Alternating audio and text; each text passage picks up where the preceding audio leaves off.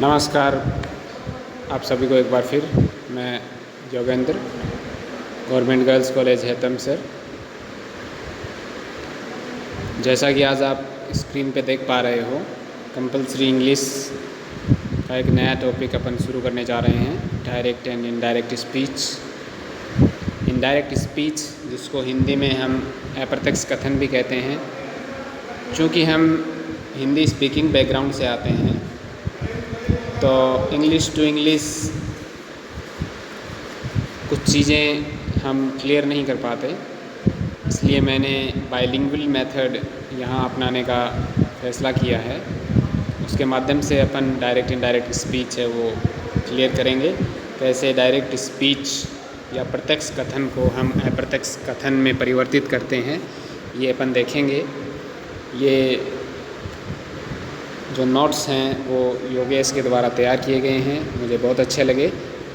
इन notes के माध्यम से मैं आपको ये चीज़ क्लियर करने का प्रयास करूँगा।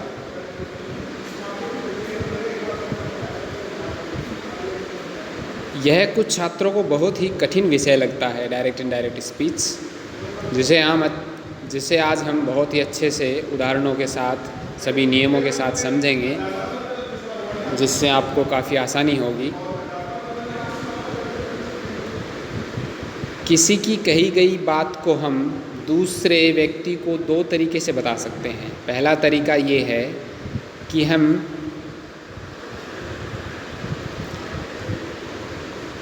कहने वाले शब्दों या बात को दूसरे व्यक्ति को जैसे के तैसे ही बता दें, यानी जो बात कही गई है त्यों की त्यों हम उसे रिपीट कर दें। दूसरा तरीका ये है कि कहने वाले शब्दों को हम दूसरे व्यक्ति को अपने शब्दों में कहें, उसके कहे गए अर्थ को बता दें या कहें, ये दूसरा तरीका होता है। अर्थात दूसरे शब्दों में कहे गए शब्दों को अपने शब्दों में कहें, परंतु शब्दों का अर्थ बिल्कुल नहीं बदलना चाहिए। यही शब्द या वाक्य को ही अप्रत्यक्ष कथन कहते हैं। जब हम प्रत्यक्ष कथन को अप्रत्यक्ष कथन में परिवर्तित करते हैं, उसका परिवर्तन करते हैं, तो हमें कुछ नियमों का पालन करना होता है, जिससे अप्रत्यक्ष कथन बनाना आसान हो जाता है। आइए हम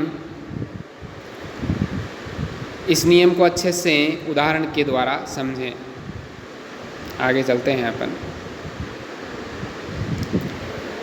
एग्जाम्पल दिया हुआ है, ही सेड, फिर कोमा लगा के इन्वर्टेड कोमा के अंदर, I am going to cinema now. यह डायरेक्ट स्पीच का वाक्य है।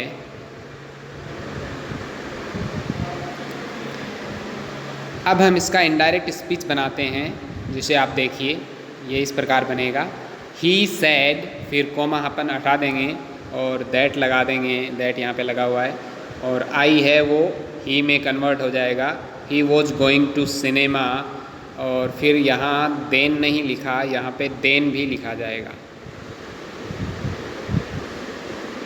नाउ है वो देन में कन्वर्ट हो जाएगा। ऊपर दिए गए उदाहरण से हम कुछ नियमों को समझने की कोशिश करते हैं कि कैसे हम डायरेक्ट स्पीच को इनडायरेक्ट स्पीच में बदलते हैं। अब देखो, हमें किन किन चीज़ों पे फोकस करना है वो मैं आपको रिपीट कराऊँ। अपन ने यहाँ ये कनेक्टिंग वर्ड दैट जोड़ा है, आई को ही किया है, ये एम था उसको अपन ने वोज किया है, और नाउ है उसको मैंने यहाँ आपको बताया कि देन होगा। तो ये देन क्यों होगा,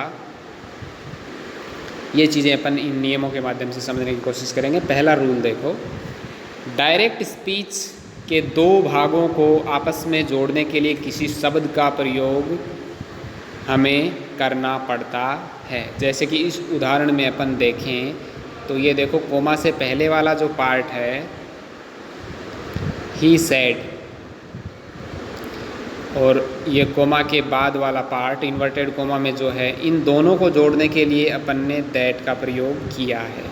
तो ये चीज़ हमें समझनी होगी कि डायरेक्ट स्पीच को इनडायरेक्ट स्पीच में बदलते हैं तो हमें वाक्य को जोड़ने के लिए एक कनेक्टिंग वर्ड की ज़रूरत होती है। जैसे कि यहाँ अपन ने दैट का प्रयोग किया।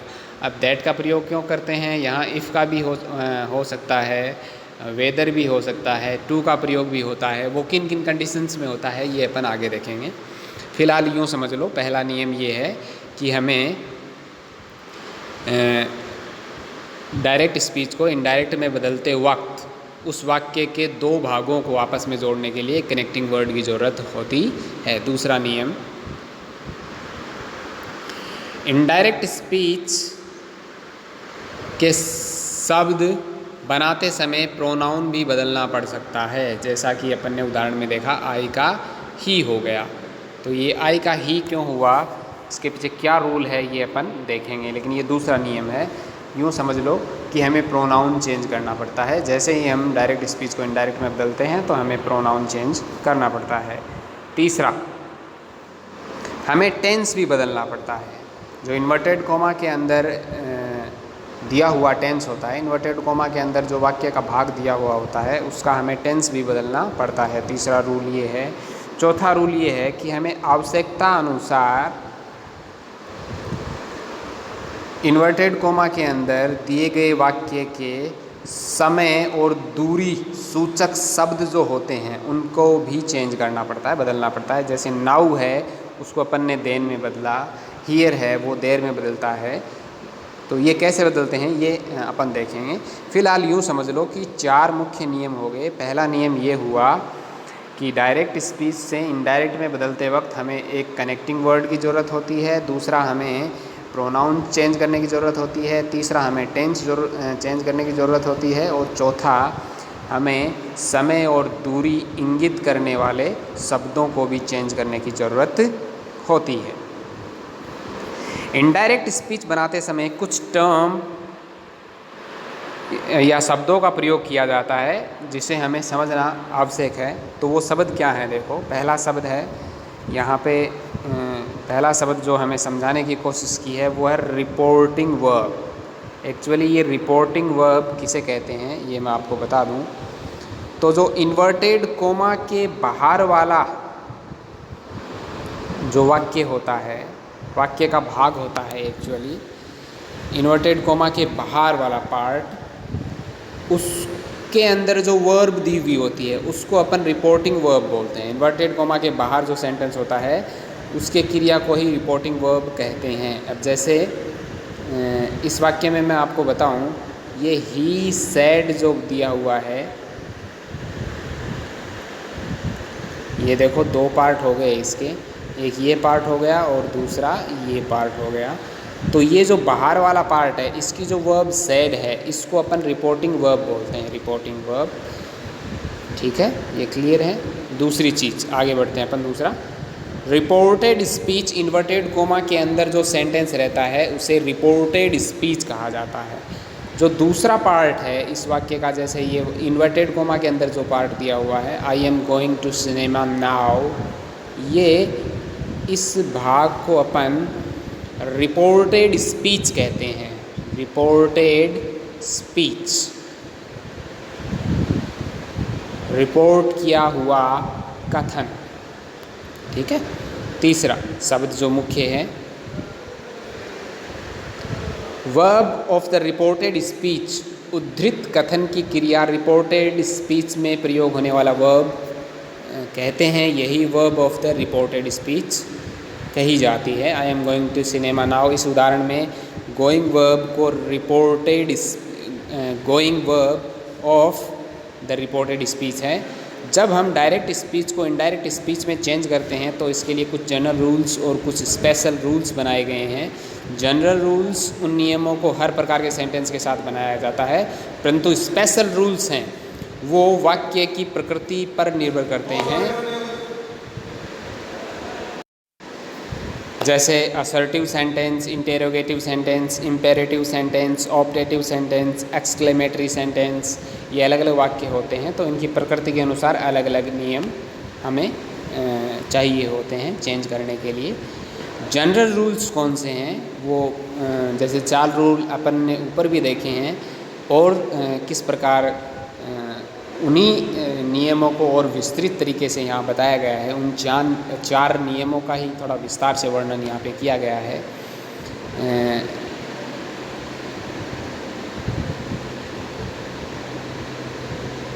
सबसे पहले जनरल रूल्स को समझने के लिए 3 प्रकार में बांटा गया है जो निम्नलिखित है। Change of person, direct speech को इनडायरेक्ट में बदलने के लिए रिपोर्टेड स्पीच में उपयोग किए गए सर्वनाम को निम्नलिखित प्रकार से बदलते हैं। First person of the reporting verb के सब्जेक्ट के अनुसार, सेकंड पर्सन ऑफ को रिपोर्टिंग वर्ब के ऑब्जेक्ट के अनुसार और थर्ड पर्सन रिपोर्टिंग वर्ब में कोई बदलाव नहीं किया जाता है। ऊपर जो रूल्स अपने 4 देखे थे, उन रूल्स में दूसरा रूल ये था कि डायरेक्ट स्पीच को इनडायरेक्ट स्पीच में बदलते हैं तो हमें प्रोनाउन चेंज करना पड़ता है। तो प्रोनाउन बेसिकली 3 प्रकार के होते हैं, फर्स्ट पर्सन, सेकंड पर्सन और थर्ड पर्सन। फर्स्ट पर्सन में आई और वी आते हैं, सेकंड पर्सन में यू आता है, थर्ड पर्सन में ही, सी, इट, दे आते हैं।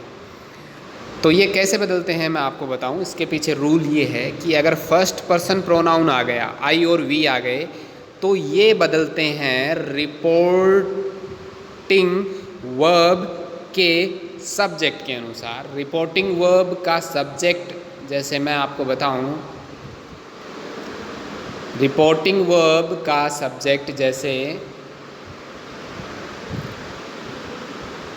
ये वाक्य दिया हुआ है ही सेड, तो यहाँ रिपोर्टिंग वर्ब का जो सब्जेक्ट है वो ही है।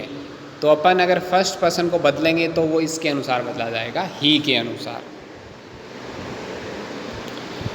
और अगर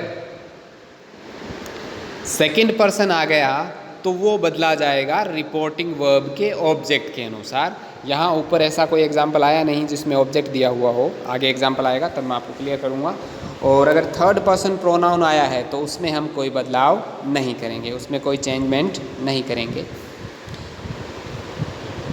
दूसरा जनरल रूल है change of the tense, direct speech को इनडायरेक्ट में बदलते समय। रिपोर्टिंग वर्ब में प्रेजेंट टेंस या फ्यूचर टेंस हो तो रिपोर्टेड स्पीच के टेंस में कोई बदलाव नहीं होता है, केवल ज़रूरत के हिसाब से प्रोनाउन को चेंज किया जाता है। लेकिन यदि रिपोर्टिंग वर्ब पास्ट टेंस में हो तो रिपोर्टेड स्पीच के टेंस को निम्नलिखित प्रकार से चेंज किया जाता है। ऊपर जो 4 जनरल रूल्स बताए थे मैंने, उनमें एक जनरल रूल ये भी बताया था आपको कि रिपोर्टेड स्पीच जो है उसका टेंस भी हम बदलते हैं। लेकिन इसमें हमें 2 चीज़ों का ध्यान रखना होता है। पहली चीज़ तो ये कि रिपोर्टिंग वर्ब जो है, रिपोर्टिंग वर्ब जो वाक्य का इन्वर्टेड कोमा के बाहर वाला भाग होता है, रिपोर्टिंग वर्ब जिसको अपन बोलते हैं, अगर उसमें वर्ब, वो रिपोर्टिंग वर्ब प्रेजेंट टेंस में या फ्यूचर टेंस में हो, तब हम रिपोर्टेड स्पीच के टेंस में कोई बदलाव नहीं करते हैं। हमें एक्चुअली रिपोर्टिंग वर्ब पे डिपेंडेंट यहाँ रहना होगा। रिपोर्टिंग वर्ब का टेंस यदि प्रेजेंट या फ्यूचर है तो हम इन्वर्टेड कोमा के अंदर दिए गए वाक्य के भाग के टेंस में कोई बदलाव नहीं करते हैं। लेकिन यदि रिपोर्टिंग वर्ब खुद पास्ट टेंस में होती है तो हमें इन्वर्टेड कोमा के अंदर दिए गए पार्ट के टेंस में बदलाव करना होता है। हमें रिपोर्टेड स्पीच का टेंस बदलना पड़ता है। ये किस प्रकार बदलना पड़ता है यहाँ एक पैराग्राफ के रूप में बताया हुआ है, लेकिन मैं आपको बता दूँ सिंपल तरीके से कैसे बदला जाता है। सिंपल प्रेजेंट टेंस है वो सिंपल पास्ट में बदल जाता है। प्रेजेंट प्रोग्रेसिव टेंस है वो पास्ट प्रोग्रेसिव टेंस में बदल जाता है। प्रेजेंट परफेक्ट टेंस है वो पास्ट परफेक्ट टेंस में बदल जाता है। प्रेजेंट परफेक्ट कंटिन्यूअस है वो पास्ट परफेक्ट कंटिन्यूअस में बदल जाता है। सिंपल पास्ट टेंस है, यहाँ ध्यान दें आप, सिंपल पास्ट टेंस है वो पास्ट परफेक्ट टेंस में बदल जाता है। एक बार फिर मैं आपको रिपीट कर रहा हूँ, यहाँ आप ध्यान से सुने।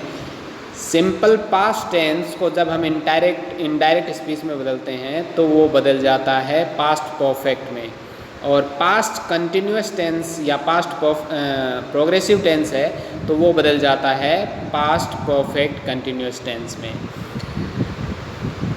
इसके अतिरिक्त जो मॉडल्स हैं, विल सेल हैं, उनको भी मैं इनके साथ ही आपको बता रहा हूँ। विल सेल हैं वो भी शुड और वुड में चेंज हो जाते हैं। इस प्रकार ये टेंस चेंज किया जाता है। नीचे वर्ब के रूप में भी दिखाए हुए हैं।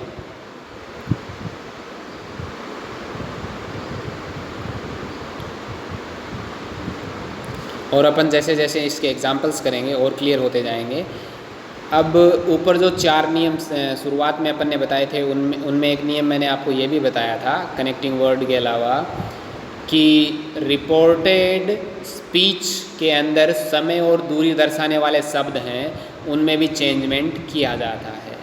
तो चौथा रूल वो यहाँ क्लियर करके बताया हुआ है नोट्स में। जैसे दिस है तो उसका दैट हो जाता है, दीज है तो उसका दोज हो जाता है।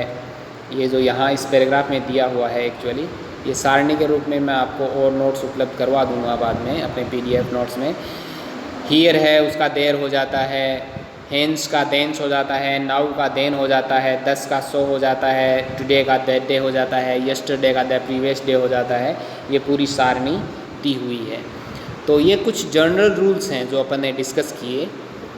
अब अपन पर्टिकुलर वाक्य के अनुसार आगे के रूल्स डिस्कस करेंगे आज की क्लास में। फ़िलहाल इतना ही। Thank you.